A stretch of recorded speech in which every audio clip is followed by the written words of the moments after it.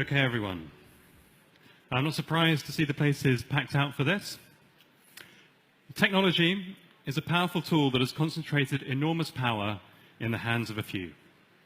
It takes good leadership to ensure technology is working for everyone and not just those few. Please welcome CNN's senior technology correspondent Laurie Siegel and two giants of the political and tech worlds, President of Microsoft Brad Smith and former Prime Minister of the United Kingdom Tony Blair.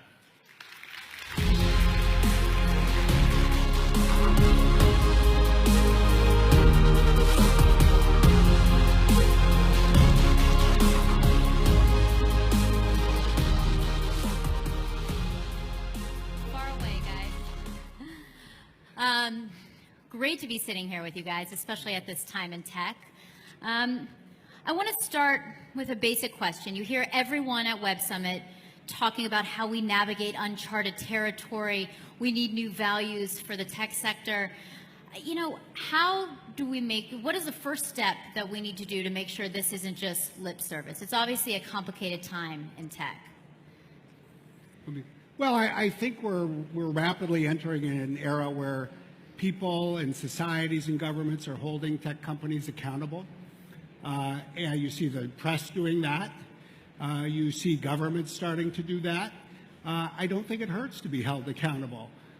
People have been awakening, I think, in the tech sector to the issues of the day. But a little pressure usually keeps people on their toes, and that's not a bad thing. Okay. And go ahead. I think it's the single biggest challenge is to make the policymakers and the change makers understand each other. Because, you know, I always say to people, politicians are very kind of simple folk. If they don't understand something, they tend to be against it. So there's a revolution going on in technology, and it's going to change every aspect of the way we live and work and think. And the political debate really hasn't caught up with that. So there's issues around regulation, but there's also issues around how you access the opportunities of tech, because there's amazing opportunities in healthcare, in energy, in reforming systems. It's also a tremendous challenge for business. How does it prepare for digitalization? You know, what are the changes that business makes?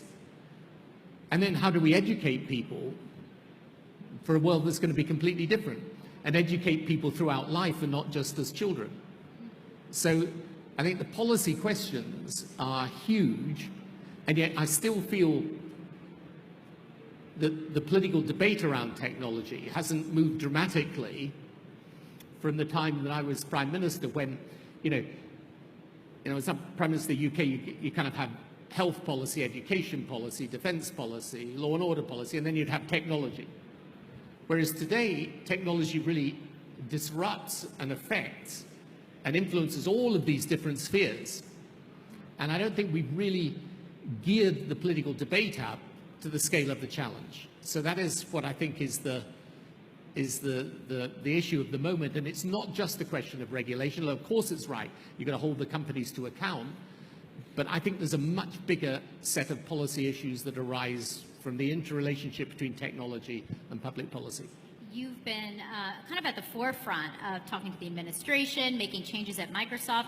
What are you stewing on right now? What ethical issue requires regulation? What is an area that you think we really need more regulation on, that people aren't maybe necessarily paying attention to, that will become a very big problem? Well, first of all, I would just build on what you just heard. I think it's a really good insight just to reflect on the fact that, say, over the last 20 years, technology has been moving quickly and government in this space has been moving slowly. And for many years, people in technology, I think, said that's okay because we just want governments to stay out anyway, so we're not going to worry about that. But I think that era is over. And so I think that there's two fundamental areas where we do now need governments to catch up and move faster. The first is, call it the broader societal implications, and I think your questions and comments referred to that. the nature of work is changing, the nature of learning needs to change. As we think about the potential societal impact, the indirect effects of all of this, we need to prepare populations for the jobs of the future. We need to skill people up. And frankly, we need to make sure that access to technology is more ubiquitous, especially broadband, which is not nearly even as broadly distributed as the internet itself, which is only reaching the 50% point. And then there's the other question. As we imbue computers with artificial intelligence and fundamentally the ability to make decisions that have always been made by human beings, how do we think about the ethics of these questions, and how do we prevent a race to the bottom? I don't think that one can prevent a race to the bottom without some level of both government involvement in specific countries and perhaps even more importantly, a real level of international collaboration. Do you think at this point, tech companies, I mean, we look at what's happened in the last couple of years. We've heard a lot of, we've heard the talk of artificial intelligence, jobs are going to go, what do we need to do? But we've also seen tech be weaponized in ways we've never seen before. Do you think at this point, tech companies are just too powerful? I don't think that technology companies are too powerful, but I definitely think the era of tech companies thinking that it is good to move fast and break things is over. But should they be broken up? I mean, you have Facebook, which owns WhatsApp, Instagram, Oculus. Do you think that the solution would be breaking them up? I don't think that's a solution that is fundamentally going to address the issues that matter most. Whether you have one company or 3 companies or 30 companies or 300 companies, the real question isn't their size, but what they're doing, and how do we create the kind of environment where people are comfortable with what they're doing. Yeah, I mean, first of all, it's great for me to be sitting alongside someone who's getting asked tougher questions than me, because normally it's not like that.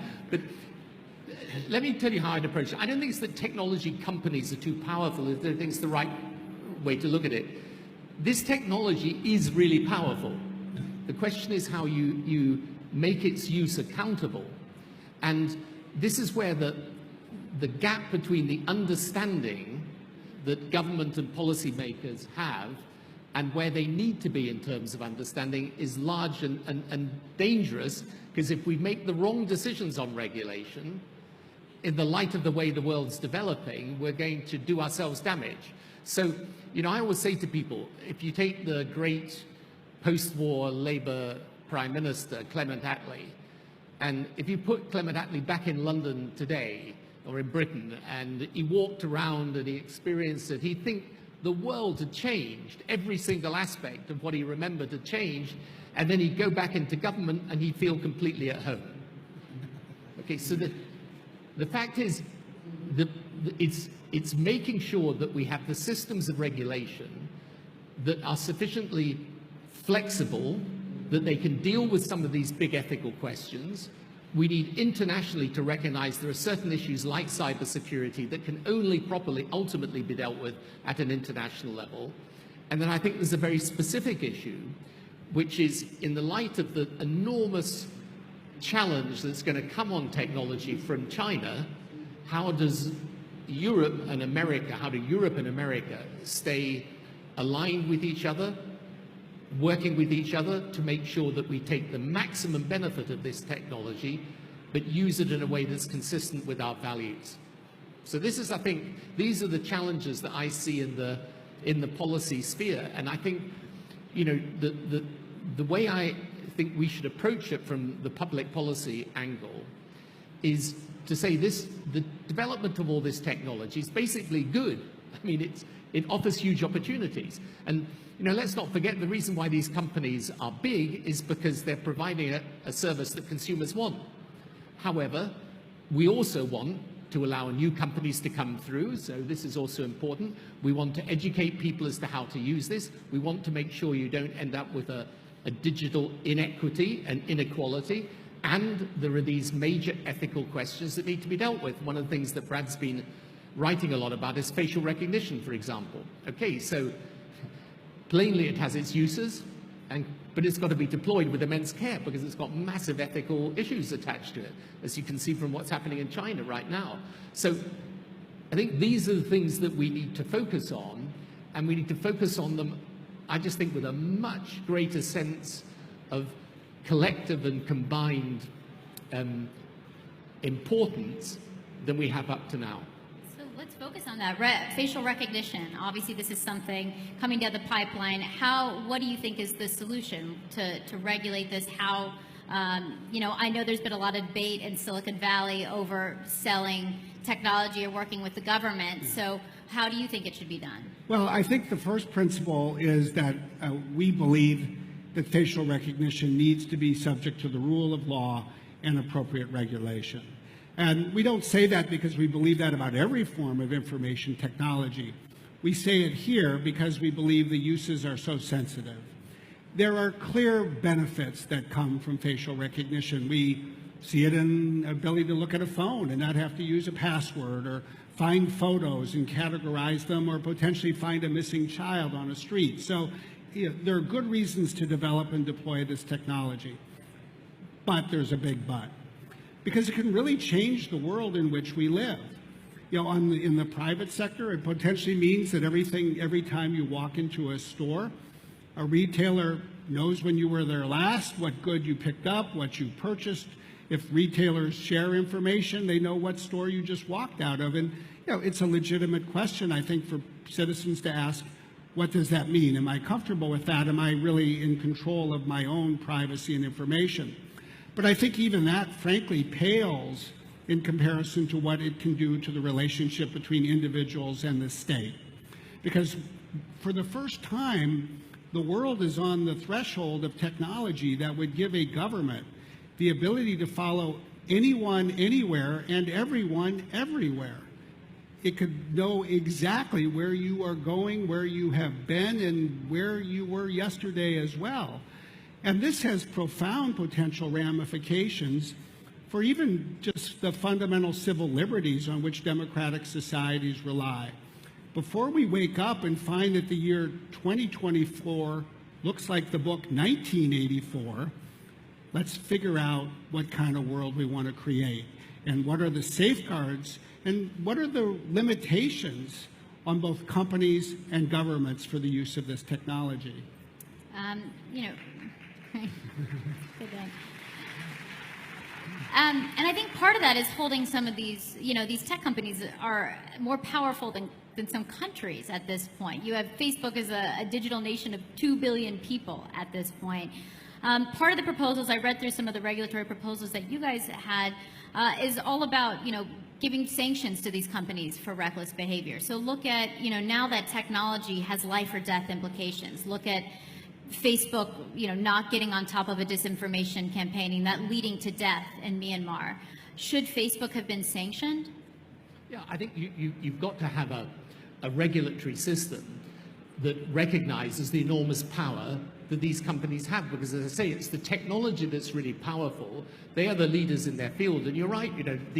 The big tech companies, have a market capital much greater than many countries, and their power to influence opinion means that they can impact the debate that we're having. So I don't think there's a single political debate now that happens in the same way that it did even 5 years ago, and the opportunities for abuse in this situation are obvious. So what we're suggesting is, for the large companies, you've got to have it's got to be regulated, and the regulators got to have the power to make sure that these companies don't abuse their position, that where, for example, you are dealing with these immensely sensitive issues around data and privacy, that we're finding a way to make sure that they operate in a way consistent with our values.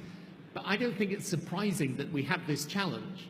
And I think the important thing is to come out with a system of regulation that's sufficiently flexible and adaptable that it can, it comes up to date with the way that the technology is developing. Otherwise, you'll find very quickly your regulation's out of date. That's why I think it's also important that the Europeans and the Americans stay as aligned as possible on this issue of regulation, and do it in a way that allows these big companies, yes, to be sanctioned when they're abusing their position, but also, by the way, manages to create a playing field in which new competitors and new companies can develop, because this is also going to be important. And so I think, this is not surprising. This is like, the best way to think about this, I think, in political terms, is like the 19th century Industrial Revolution. I mean, it's that big a deal. And out of the 19th century Industrial Revolution came a whole series of legislations around health and safety, trade unions, and so on and so forth. Now, all of that developed out of the huge impact of the change. You're going to find the same with this technological revolution. We've just got to get it right. But we can only get it right if ultimately we have the right values operating at the heart of our regulatory system. And we're going to have to do this, by the way, knowing that as China's power develops, they are not going to approach this with the same restraints as we do here. And they're not going to have the same relationship between citizen and state that we have here. And this is why it's so important to get it right, because if the policymakers mess it up for reasons either of ignorance or prejudice, we're going to do ourselves immense damage in the long term. And I think part of that is acknowledging that it's an issue, which we're seeing more of. I would say, Brad, in the United States, President Trump has downplayed Russia's role in influencing the election.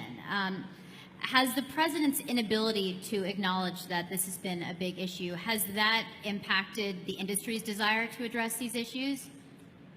Well, I actually think as an industry, the tech sector went through a watershed moment in August of this year. And I do think it's right to sort of step back and look at the threats to our democracies that are coming from particular nation states that in effect have turned tools into weapons and weaponized the internet. It's a huge problem. And I think generally, in most times in the past, when that kind of nation-state threat emerged, we would have looked for, let's say, the United States and the United Kingdom, together with other allies, to unite and push back. And one of the biggest problems, in my view, in this area over the last few years is that did not happen. And the particular reason it did not happen is really because within the U.S. political system, both political parties really focused on what this meant as they looked in the rearview mirror at the 2016 election. They didn't want to come together because they were still arguing about the debate and the election that was behind them. Now, why was August a watershed moment? Well, it was a watershed moment for three reasons, and you saw all these things unfold in quick succession. First, the intelligence community and law enforcement agencies and their leaders in the administration did come together in a fairly unique press briefing that was at the White House, where they all were very public in offering attribution. And in so doing, they built on a prior attribution of the NotPetya attack that the White House staff had offered itself in February. Second, we at Microsoft came forward, and we did it on a very specific basis, that we had discovered attacks on two Republican-oriented think tanks, the International Republican Institute and the Hudson Institute. And we named names. We offered a public attribution. As it turned out, we did that on a Tuesday, and then Facebook acted on a Wednesday, and Google acted on a Thursday, and in almost every week since, you're seeing tech companies not only identify problems and say what they're doing, but they're being public. And so what I hope we are in the midst of is a unification of both the tech sector and Western Europe, certainly the United Kingdom and the United States, because I don't think we can even hope to be successful without that kind of unity. I 100% agree with that. I mean, I think two things. First of all, where this interference is happening, and I think we should be frank, it is happening all over Europe right now, certainly, and in our electoral processes, we've got to call it out. If people are interfering in our democratic process, it's got to be exposed and dealt with, because otherwise you're not protecting your democracy.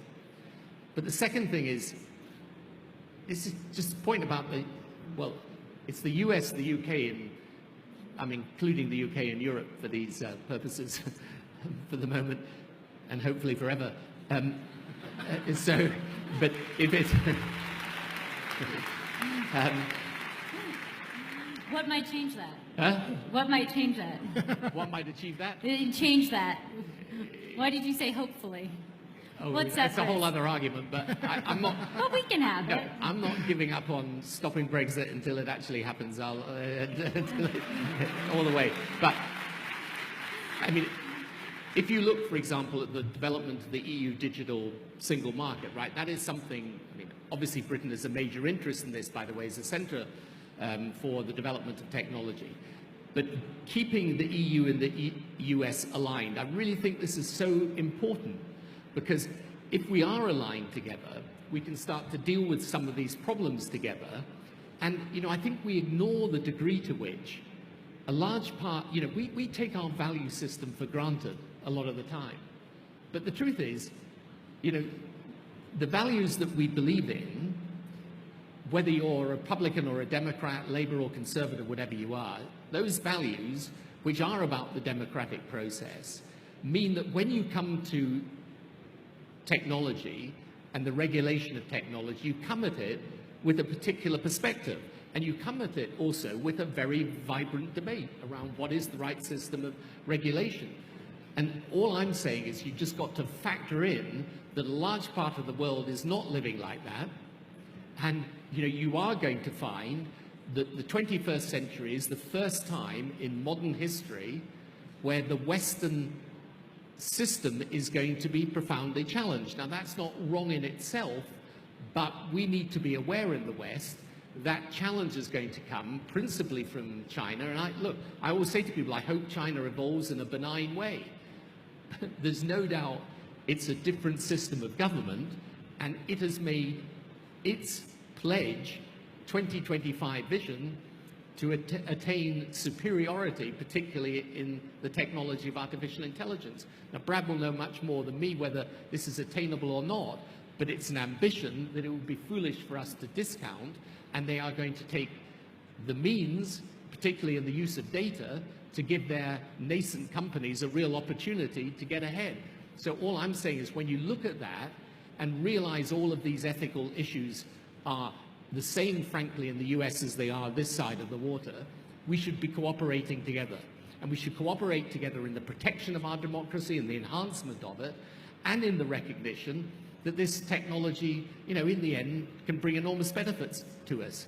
And, I think the thing that, look, let me make a very open admission here, because I have a son who's got an education technology company, and his wife is in the technology business, and my children always say to me that I shouldn't talk about tech. They were very worried about me coming to this summit because they said you shouldn't talk about technology in public because we have a vast accumulated amount of evidence that you don't understand it.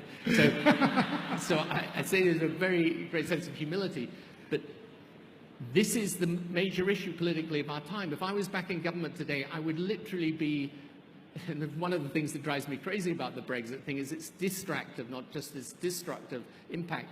This is the thing for policymakers to concentrate on, because this is what will determine whether we're successful in a way that preserves our values in the future. Right. Speaking of, looking at the midterms, right? You guys were ahead of the curve. You found Russian hacking groups 3 months ago. You made it public. Other people followed suit. So we just had the midterms. They're still doing the count in the United States. Did you find anything else? Can you look at me and safely say the midterms were not compromised by these groups? Well, the votes haven't even yet completely been tabulated, so it's clearly too early, I think, to draw the definitive conclusions. What we can say is three things. First, we know the problems that we found, and we disrupted those problems, and we believe we were successful so that those specific attacks didn't do damage. But did you find any more after that? We found some other things, not things I want to go into detail here, but really, no, what we certainly saw this effort, among other things, a real focus on hacking and continued efforts around disinformation. I think those two things were two trends we saw in 2016, and we saw them again in 2018. And there is still ongoing discussion and debate and even analysis on how to compare the 2 years in terms of the amount. But I say that there's two other things to note. We can talk about what we didn't see, all right? None of us have yet seen a profound calamity. But the third thing is perhaps the most important. You don't know what you don't know. And we did not understand in the United States the day after the election in 2016 everything that had unfolded in 2016. We didn't even really understand in early 2017 what had unfolded in 2016. So I think one needs to look at all of these things with both a determination to keep learning and looking, and frankly with some humility. I think that there's been some well-publicized humility across the tech sector, and the lesson is don't draw a definitive conclusion too quickly. There is this current debate. I want to get into this because Microsoft recently bid for a contract to work with the Pentagon. There is a debate happening in Silicon Valley because much of this due to the current administration and the environment in America, where a lot of employees are protesting and saying they don't want their companies to go do business with the government. They don't trust it. Google recently was one of them.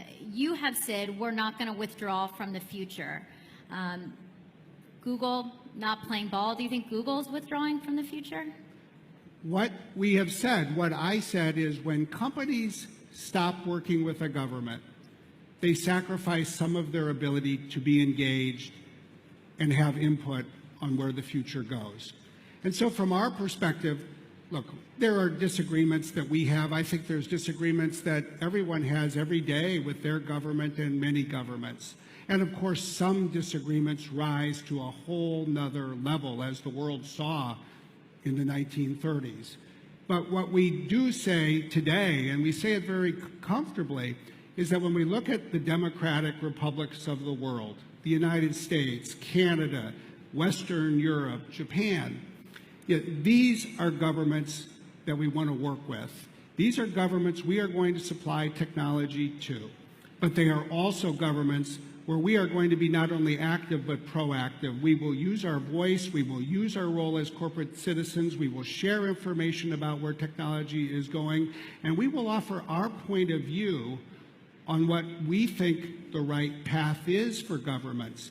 And we know at the end of the day we're one voice, but we believe we will have a much greater and more positive impact by doing that than by saying, you know what, we're not going to engage in providing governments with this technology. When it comes to this, where would you draw the line ethically? You, Brad Smith of Microsoft, where would you guys draw the line when it comes to these types of services? Well, there are many lines, and we draw them all the day and every day, and it's so important to know what lines you're prepared to draw.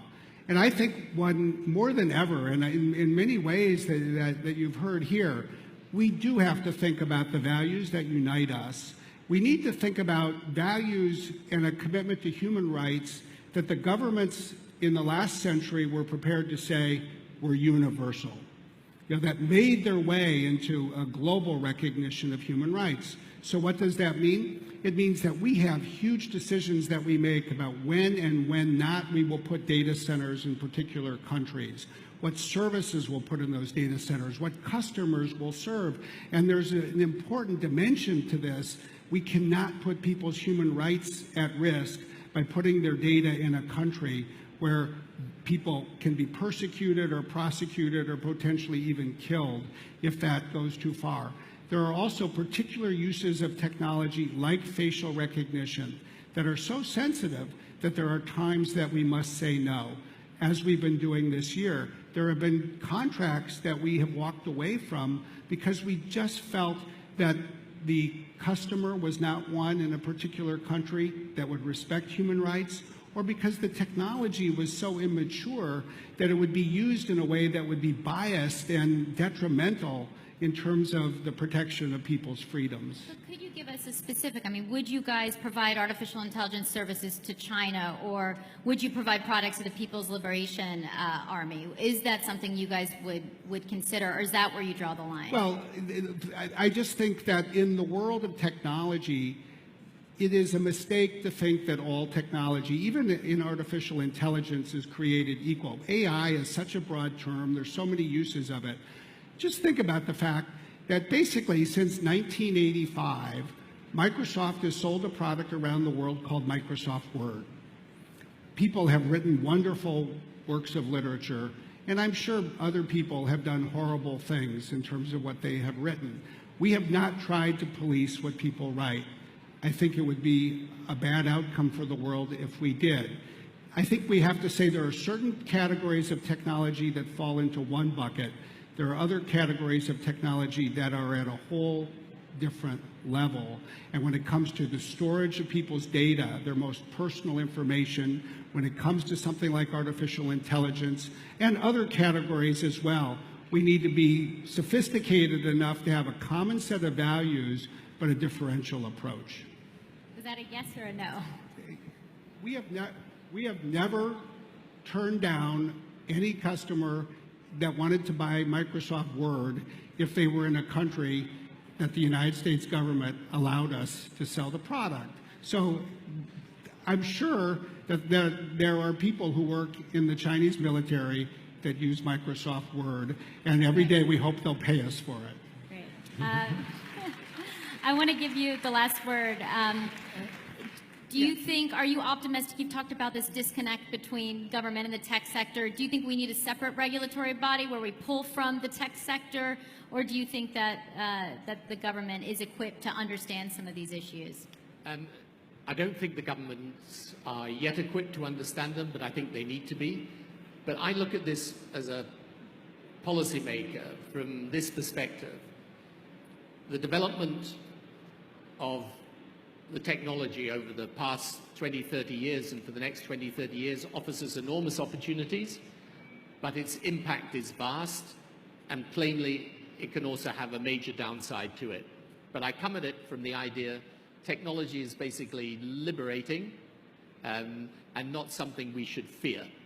Secondly, because of its pervasiveness, because of its ability to impact people's lives, there needs to be a proper system of regulation. This should be worked out, in my view, in alliance and in partnership with the technology industry, not in a sense of hostility, but in a sense of understanding that the public interest has to be represented, and that should be done with sensible regulation. And thirdly, because we are in a race on this technology for the 21st century, Europe and America, as I said before, should stay together. So I think the key thing is to establish those principles from which we come at this issue from a public policy perspective. And then I would just end with this plea that it really is necessary for those in the tech world, and not just the big companies, but others, to educate the policymakers as to what this means, how it's best dealt with, and how we look at these issues today. Because if it is as revolutionary as I think, then in my view, quite apart from everything else, the first group of politicians that really understand this revolution can grasp its opportunities, mitigate its risks, and can weave this revolution into a narrative about the future that is optimistic, because basically the Western politics today is governed by pessimism. The first group of politicians to seize that opportunity and to create that narrative will be the ones that own the future of politics, and we should get on with it and start. Great, thank you. Thank you. Yes.